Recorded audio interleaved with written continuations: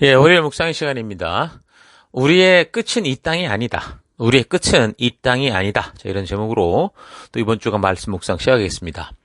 자, 지금 우리는 신약의 문을 열고 예수님의 이 행적을 살펴오고 있는데, 사복음서의 기록은 이 예수님의 그 어떤 행적에 따른 역사적인 순서를 따라 기록되어 있지 않기 때문에 어쨌든 가능하면 좀 시간적 행적을 잘 살펴서 맞춰보려고 하고 있습니다.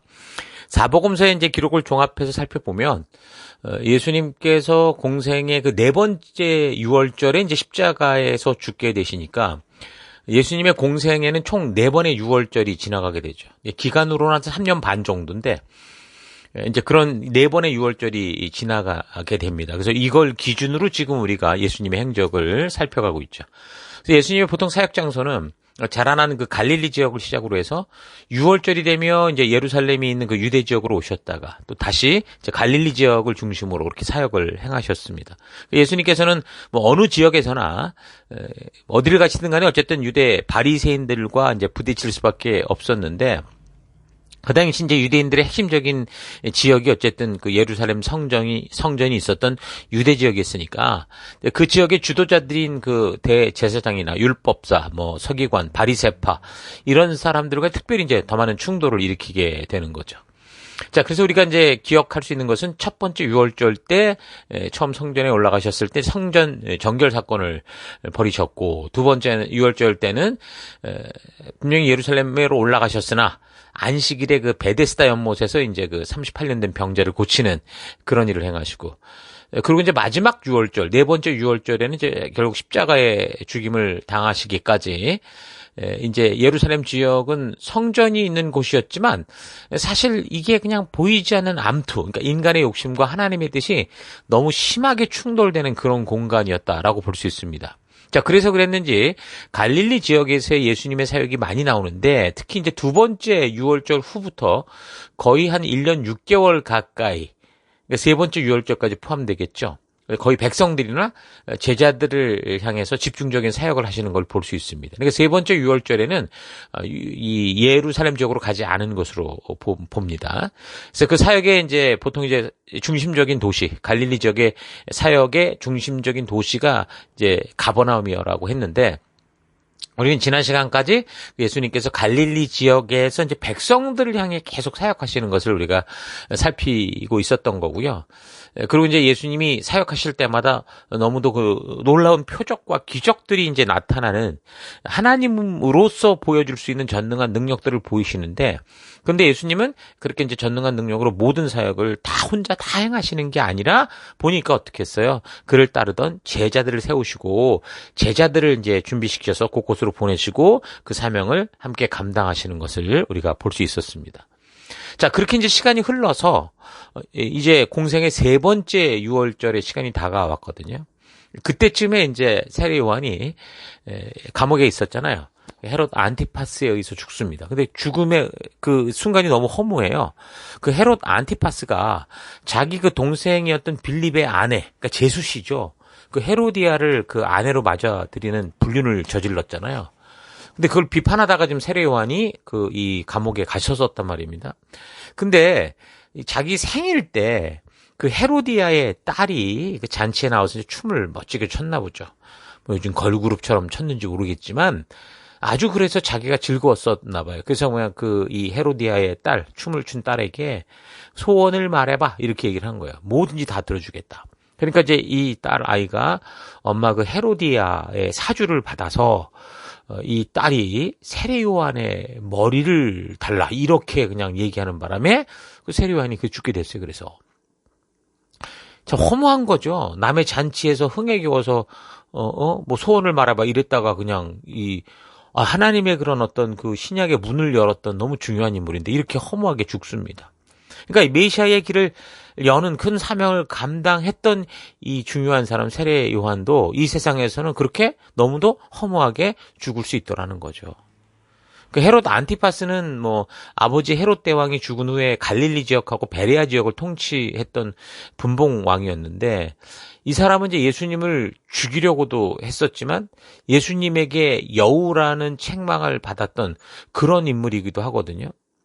그러니까 예수님께서 본디오 빌라도에게 잡히셨을 때 이 헤롯 안티파스가 마침 예루살렘에 오게 됐고, 그래서 이 본디오가 아주 골치 아프니까 어쨌든 나사렛 출신이다 보니까 갈릴리 지역 통치자였던 그 이 안티파스에게 예수님을 보내서 좀 처리해봐라 그렇게 하잖아요. 그래서 예수님을 신문하기도 했던 사람이죠. 이 사람이 그렇게 세례 요한을 죽여놓고 이제 예수님께서 더욱 놀라운 활동을 하시니까 뭐 세례 요한보다 사실 뭐 예수님의 그 능력과 이런 것들은 정말 뭐 살아있는 신과 같은 정도였으니까 이 헤롯 안티파스가 자기가 죽인 세례 요한이 죽은 자 가운데서 저렇게 태어났다 이렇게 또 착각을 하기도 했었습니다. 어쨌든 분명한 것은 세례 요한이나 또 예수님이나 또 성경에 나오는 다른 많은 선지자들도 보면 어때요? 사명 따라 하나님 주신 그 부르심 따라 목숨 걸고 순종의 길을 걸었는데 그 복음과 사명의 길, 그 순종의 길을 마무리하는 이 땅에서의 저들의 마지막 순간은 어땠습니까?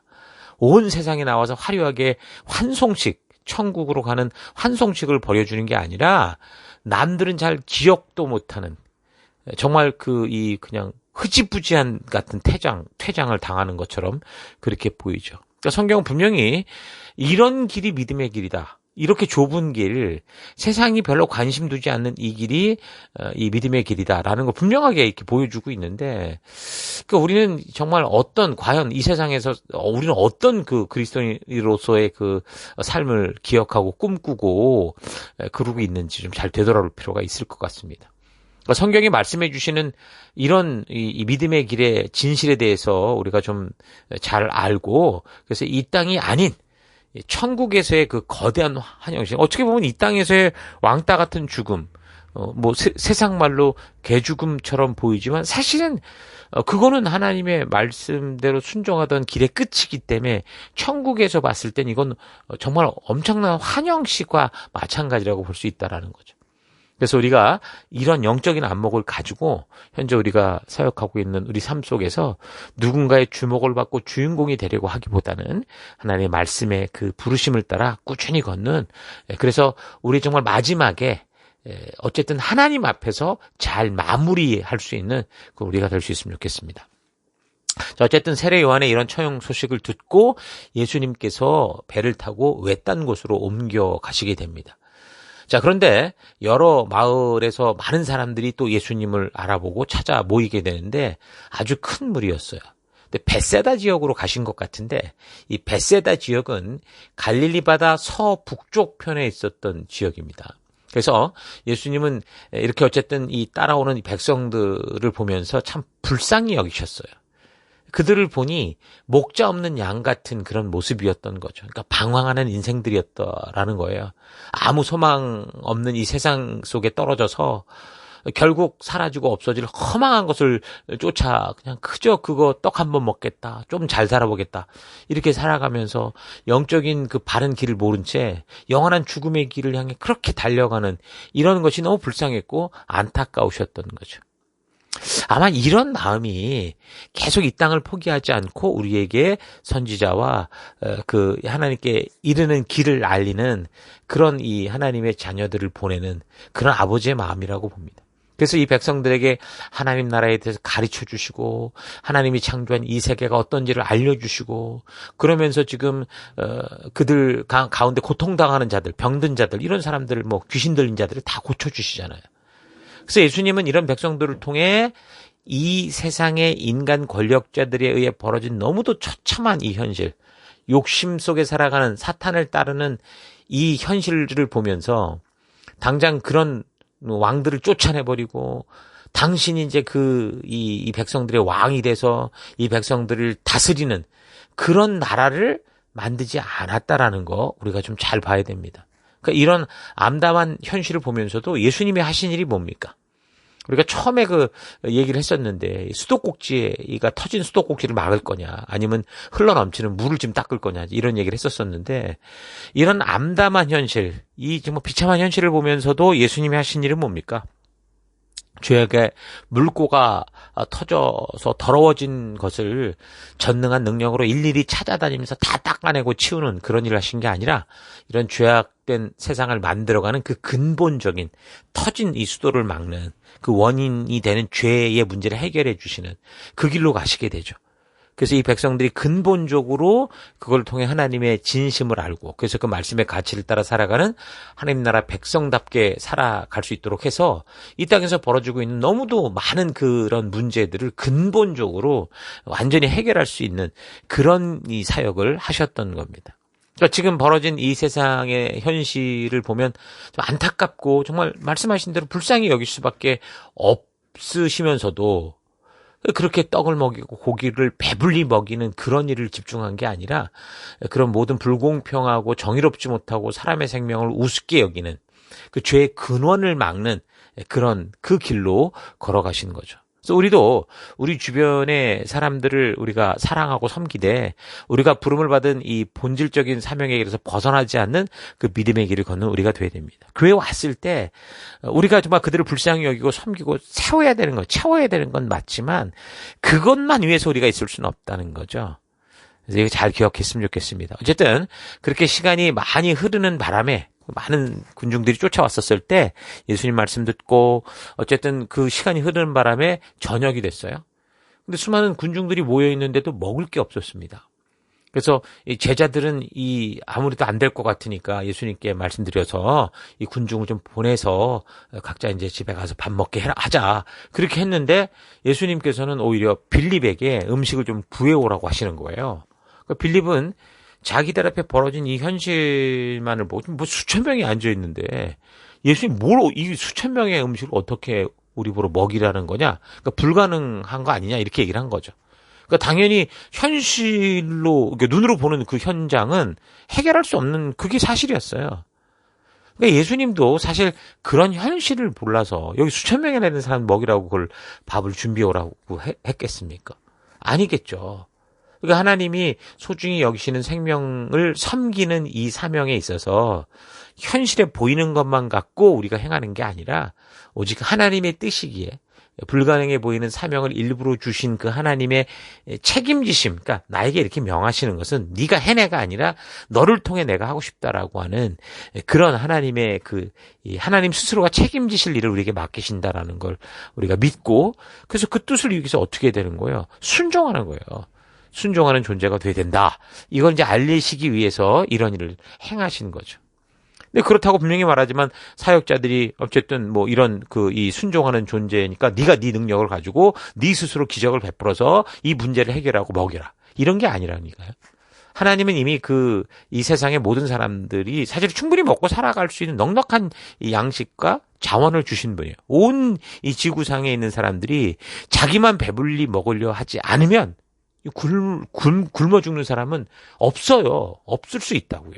근데 지금 전부 욕심으로 그냥 내 창고에서 썩어져 가도 나만 위해 사는 이런 욕심스러운 세상이 돼서 이 꼬라지가 되는 거죠. 그래서 이 성도들은요, 이런 원리를 잘 알고 우리에게 주시는 것, 하나님 우리에게 주시는 것, 우리가 가진 것을 축적하는 삶, 창고를 자꾸 늘려가는 삶이 아니라 흘러가게 하는 삶, 함께 나누는 삶을 살아가야 됩니다. 그러니까 자기의 필요한 그릇, 그러니까 나도 이 정도는 살 수 있어라는 그게 너무도 허황된 게 아니라 정말 타당한 그릇 어떤 경제 규모를 세워놓고 겸손하게 정하고 하나님이 어쨌든 더 나를 통해 넘치게 주시는 것들은 어떻게 하는 거예요? 자꾸 뒷주머니 챙기는 게 아니라 낮은 곳으로 흘러가게 하는 그런 삶을 살아야 된다라는 거죠.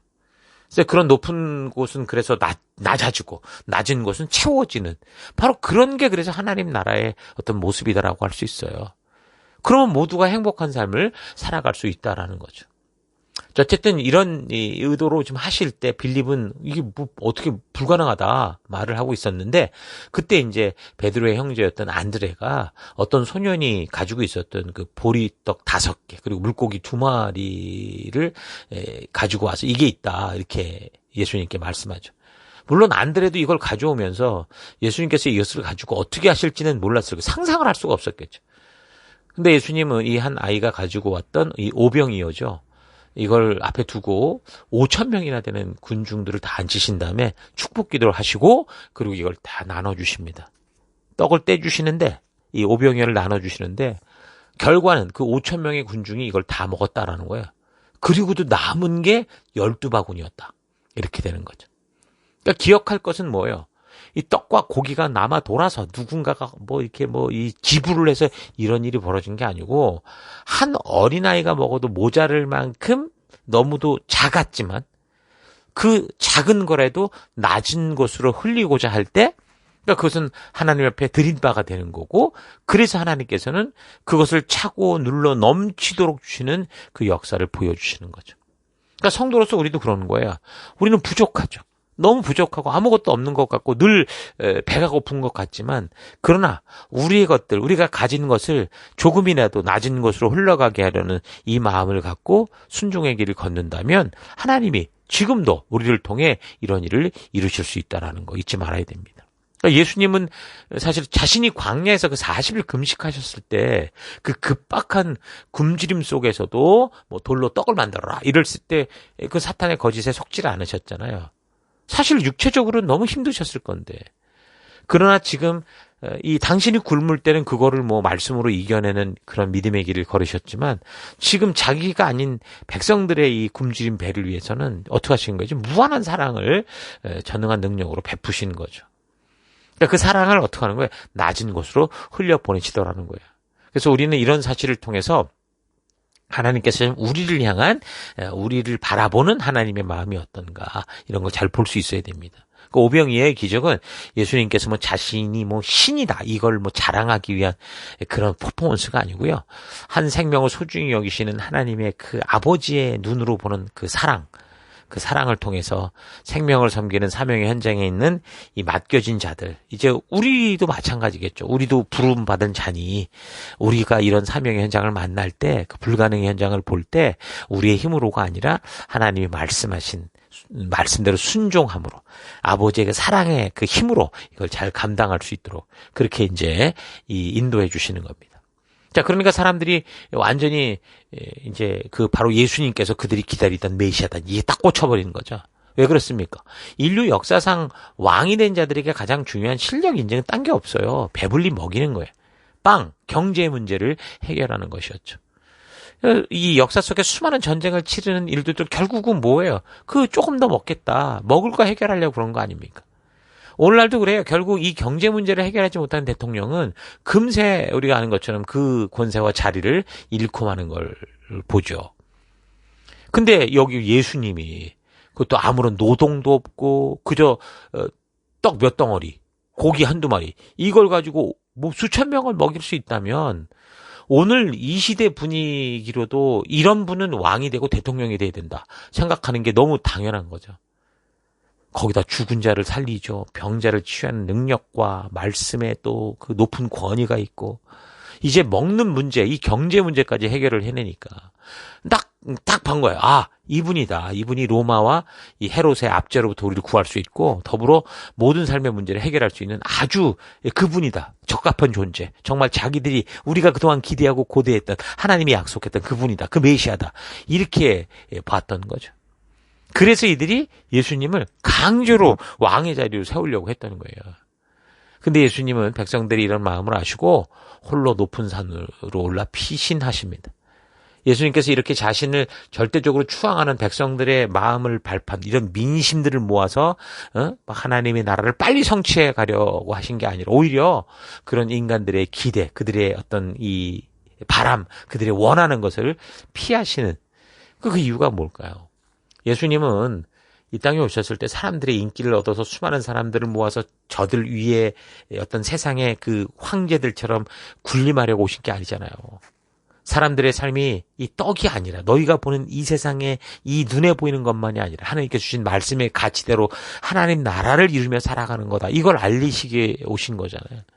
그 사람들이 영적으로 그래서 이런 것을 바르게 보는 온전한 이 존재가 된다면 하나님이 주신 율례를 당연히 삶의, 이 땅을 살아가는 삶의 유일한 기준으로, 가치로 삼아 살아가게 될 것이고, 그러면 하나님이 주신 법도와 규례와 명령대로 순종함으로, 그럼 이 사회가 어떤 사회가 되겠어요? 인권이 존중받고 공평하고 정의로운, 그러니까 하나님의 나라를 이루어가는 거예요. 연약한 자들과 함께 서로를 책임져주고 함께 건강하게 살아가는 하나님 나라를 이루는 그 근본적인 치유가 가능한 거죠. 그래서 하나님은 믿는 사람들이 뭐 마술사가 되어 뭐 살아가는 그런 걸 기대하지 않아요. 예? 우리가 기도하는 방법을 잘 알아가지고 기도만 하면 뭐가 없던 것도 생기고 뭐 우리가 기도하는 대로 막 이 세상이 뒤집어지고 엎어지고 이런 거 원하는 그런 마술사를 만들려고 하는 게 아니라고요. 이미 하나님이 창조하신 이 세상 속에 그 창조의 질서를 따라 우리에게 주신 그 믿음의 길을 걷기를 원하시는 거예요. 그래서 실제로 이제 그런 희생의 제물이 되어주시잖아요. 그래서 지금 이 오병이의 사건이 거의 1년 뒤에 이제 우리가 살피지만 고난주간에 그래서 제자들과 성찬의 자리를 베푸시는 자리에서 떡을 떼주시고 포도주를 따라주시면서 실제로 예수님께서 직접 그렇게 인간들을 위한 희생의 제물, 근본적인 문제, 이 죄의 문제를 해결하는 이 대속의 제물이 되는 이거를 분명하게 알려주신 거고, 그래서 우리에게 그거를 기념하라 하신 거고, 그래서 우리는 성찬식을 기념할 때 뭘 기념하냐면 바로 이렇게 이 죄의 문제로 말미암는 깨어진 관계가 회복된 거고, 회복됨으로 말미암아 우리는 하나님 나라를 이루는 하나님 나라 백성으로 살아가야 된다라는 걸 기억하는 거. 그게 이제 성찬식이다라는 거 잊지 마십시오. 어쨌든 예수님께서 이런 식으로 이제 오병이어의 이 사건을 통한 이런 역사들을 이루게 되십니다. 자, 오늘 하루 메시아의 길을 예비하기 위한 이 사역의 길에서 최선을 다하고 힘쓰고 애쓰다가 지금 한 아이가 춤을 추고 뭐 기뻐가지고 소원을 말해봐 그럴 때 목을 달라 머리를 달라 했다고 해서 정말 허무해 보일 정도로 죽은 이 세례 요한의 이 삶, 이 일생을 좀 깊이 되돌아보면서 또한 오병이어의 기적으로 온 열방의 주목을 받으며 세계적인 왕이 될 수 있었음에도 한적한 것으로 피하셨던 예수님의 이런 행적을 보면서 과연 믿는 우리들이 이 시대에 어떤 삶을 살아야 되고 성도로서 어떤 믿음의 길을 걸어야 될 것이냐 참 좀 깊이 묵상해 볼 수 있길 바랍니다. 우리는 성도가 되면서 항상 뭐 화려한 접대나 환대, 환송을 원하지만 성경을 보면 정작 복음의 길을 걷던 자들에게 보여주는 이 세상의 마지막 모습은 참 초라해 보일 정도였습니다. 그러니까 예수님의 죽음에 대해 예언을 했던 이사야 선지자를 통해서도 그 사실을 분명하게 알 수 있어요. 이사야 53장 1절 우리가 들은 것을 누가 믿었느냐 주의 능력이 누구에게 나타났느냐 그는 주 안에서 마치 연한 순과 같이 마른 땅에서 나온 싹과 같이 자라서 그에게는 고운 모양도 없고 훌륭한 풍채도 없으니 우리가 보기에 흠모할 만한 아름다운 모습이 없다. 그는 사람들에게 멸시를 받고 버림을 받고 고통을 많이 겪었다. 그는 언제나 병을 앓고 있었다.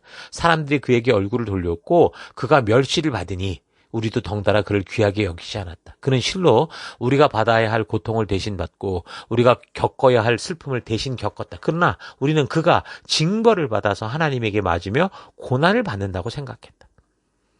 이게 바로 이 땅을 살아가는 부름받은 자들의 길이더라는 거죠. 우리가 이 땅에서 성도로서 걸어갈 길은 화려한 이 조명과 수많은 군중의 관심과 환호를 받는 길이 아니고요. 묵묵히 우리 창조주 하나님께서 주신 그 법도와 규례와 명령의 가치를 따라 믿음의 길을 걷는 거다라는 거 잊지 마십시오. 오병이의 기적과 표적이 일어날 때는 흥분하고 그렇게도 열광하다가 정말 이제 걸어야 되는 믿음의 길에 대해 예수님께서 순종하는 삶, 그 길을 하나님 나라를 이루는 삶을 살아라라고 할 때 모두가 쉽게 떠나버리고 말았었죠. 그러나 이런 길, 사람이 모이지 않고 다 떠난다고 해서 이게 잘못된, 그렇지 않다는 거죠. 어떤 헨리 모리슨이라고 하는 아프리카 선교사가 있었는데요. 이 사람이 거의 40년간 아프리카에서 선교 사역을 했었나 봐요. 그동안 가족도 건강도 잃고 나이가 들어서 이제 고향인 그 미국으로 이제 돌아오게 되는데 그가 탄 배에 아프리카에서 코끼리 사냥을 하고 돌아오는 그때 이제 그 당시 루즈벨트 미국 대통령이 타고 있었대요. 근데 배가 뉴욕 항구로 들어서고 대통령이 내리니까 뭐 레드 카펫이 깔리고 뭐 군악대 빵빠르를 울리고 막 이랬던 거죠. 막 엄청난 환호를 받으며. 근데 대통령 일행이 그렇게 나간 후에 이 모리슨 선교사가 이제 그렇게 이 사명의 길을 걷다가 이제 몸이 다 망가져서 이제 조국 땅에 돌아왔는데 그를 마중 온 사람이 아무도 없더라는 거예요. 그래서 선교사는 저녁 노을 진 하늘을 향해 이렇게 소리를 쳤다고 해요. 주님, 이게 40년간 아프리카에서 저의 청춘 바치고 건강 바치고 저의 일생을 바친 결과입니까? 근데 그때 이제 저녁 노을 사이에 조용한 음성이 들렸다고 하죠. 헨리야, 내 아들아, 너는 아직 고향에 오지 않은 거야. 네가 고향에 돌아오는 날 레드카펫이 아닌 황금길을 깔아놓고 천사들의 나팔소리와 함께 내가 마중 나갈게. 그렇게 말씀하시더라는 겁니다. 여러분, 이 사실은 참 중요한 의미를 우리에게 주고 있습니다. 우리가 이 땅을 살아가는 성도로서의 이 길이 어떤 길인지를 오늘 예수님이 우리에게 보여주시는 이 길들을 통해 잘 기억했으면 좋겠어요. 그래서 우리의 본향을 기억하면서 그 본향에서 우리를 기다리고 계신 하나님의 그 귀한 마음 잊지 말고 우리에게 주어진 귀한 사명의 길을 바르게 끝까지 걷는 여러분과 제가 되기를 주의 이름으로 축원합니다. 오늘 하루도 힘내십시오. 잠시 기도하겠습니다. 하나님을 믿노라 하면서 늘 최고의 것으로 대접받고 누릴 생각만을 꿈꾸며 섬기는 자리에 서지 않고 대접받는 자리에만 앉아 있으려고 했던 삶을 회개합니다. 우리가 주인공이 되고자 예수를 믿는 게 아니라 예수님이 모든 이들의 삶의 주인이 되고 주인공이 되게 하고자 예수를 믿고 살아간다라는 거 잊지 않고 주님을 주인으로 섬기는 믿음의 길 걷기 원합니다. 이 세상의 박수와 관심과 대접과 수많은 사람들의 환호하는 환송이 아니라 나를 끝까지 기다려주시고 나를 위해 박수치며 환영해 주시는 우리 하나님을 소망하며 우리 주님을 만날 그 믿음의 길, 성도의 길을 끝까지 걷는 내가 되기 원합니다. 하나님, 이 세상은 마지막이 아니라 이 세상은 시작뿐이라는 거 우리가 잊지 않고 오늘 하루도 그런 믿음의 길, 그런 길을 담대히 걷는 우리가 될 수 있도록 역사하여 주옵소서. 그 길을 걷기를 또 결단드리고 감사하며 예수님 이름으로 기도했습니다. 아멘.